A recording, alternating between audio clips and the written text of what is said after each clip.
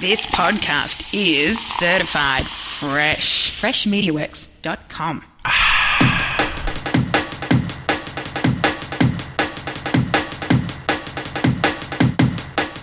Hey everybody, welcome back to The Marketing Drive. I'm Chris Daly, and this is the show where I use my commute time to talk about one actionable marketing idea, one tip, one trick, one tidbit that will help you make more money, get more customers, and have a better life. Today, I want to talk about speed. Yes, one of the most influential books I ever read. It's probably one of the smallest nonfiction books I ever read. I was in my early 20s when I read the book Speed Wealth by T. Harv Eker. And it doesn't look like much. It's maybe a quarter of an inch thick. It's very tiny. But the wisdom in there affected my life in so many positive ways. And the gist of it is, look, try some things. When you find something that is producing, when you find something that is getting you results, jump in, all in. Don't dibble, don't dabble. I talk about in my training classes, are you in something or are you into something? And Speed Wealth is all about being into it. One of the first things I did in this, I was not a starving artist, a starving entrepreneur at the time. I was trying to figure out where my next meal was coming from. I had a house that I was buying, so, at a very young age, to actually have my own house was a pretty big deal. But to have my own house at such a young age was very unusual. But with that came expense, right? I mean, it was shocking for somebody in their early 20s to have to pay a mortgage. So that's what would suffer would be, what I ate, where I ate. I certainly didn't eat out. But I'm reading this book, and I saw the wisdom of finding something profitable and then going all in. At the time, I was buying and selling books. I was finding them in garage sales, selling them on eBay. Nobody was doing this at the time. eBay was brand new, and I found a chance to arbitrage. So I found I could buy a book for $1 at a garage sale. I could sell it. I would only pick up the good-looking ones, the ones that were in great shape, because I wanted to protect my ratings. And I could sell it for $10, for $15. Profit margin was amazing. And so I would spend all weekend going to garage sales. Well, I discovered a bookstore. It was something along the lines of, first it was half-price books. Went there, started making pretty good money there. My margins weren't as good, but I could get a lot of books. And I learned which books sold. You'd think mainstream popular books were the ones you made money? No, not at all. Mainstream popular books you didn't make any money on because everybody had them. And some people like me were discovering you could sell them on eBay. But I discovered a bookstore in Houston called something along the lines of nothing over $1. And it was remainders. They were in perfect shape, but they were remainders. They were ones returned from the bookstore to get credit, right? And this place was clearing them out. Well, I would find great deals. I would go sell them. I would make great margins, even better than I was making at the garage sales, and it was an unlimited supply. One of the things I discovered were these cassette tapes of Sherlock Holmes mysteries. Yeah, it was a whole series of all the Sherlock Holmes mysteries, and they were all there clearance because people were getting away from cassettes. Yes, they were still going, but CDs were coming, so I guess, they didn't sell as many.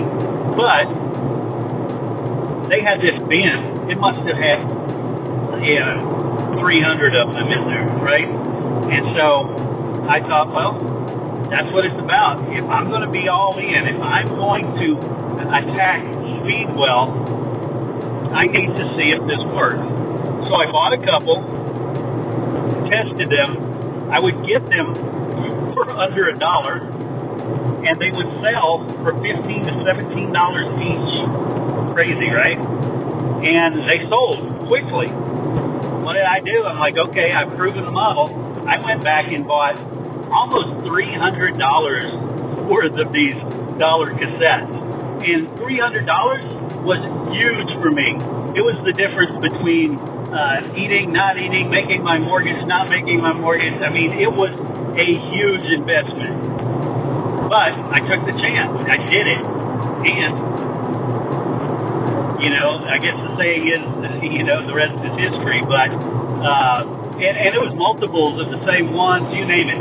So I was careful not to put them all up at the same time and compete against myself. But, yeah, I lived for a good chunk of the next year just doing that.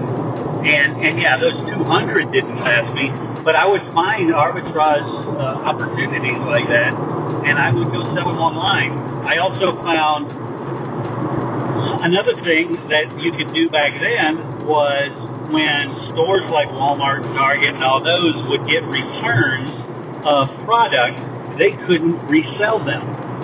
So I would buy truckloads. Yes, it got crazy. I would buy truckloads of returned vacuum cleaners, food processors, all these appliances. And I was pretty adept at making really good eBay listings for them. So, and I did the flowery backgrounds with the vacuum cleaners and took some pictures and took the description from the product itself and made these really attractive things. I was getting all those appliances, I was getting for under $5 a piece. And we're talking some that were $200-$300 appliances. Yeah, that entire year I lived doing that stuff. And after a while, people caught on. Other people started doing it. Half-price books started doing it themselves. They would sell their books on eBay. They all figured it out, and that arbitrage went away. But it was a great example of that valuable lesson from that book, Speed Wealth. I cannot recommend it enough. I know it is simple, and you'll read it in one sitting, but it's one of those that I will never, ever remove from my library of books because I refer back to it a couple times a year probably, just to remind myself of not just the wisdom inside it, but where I was in life at the time, and the motivation that it gives me to read is huge. So I can't recommend it enough.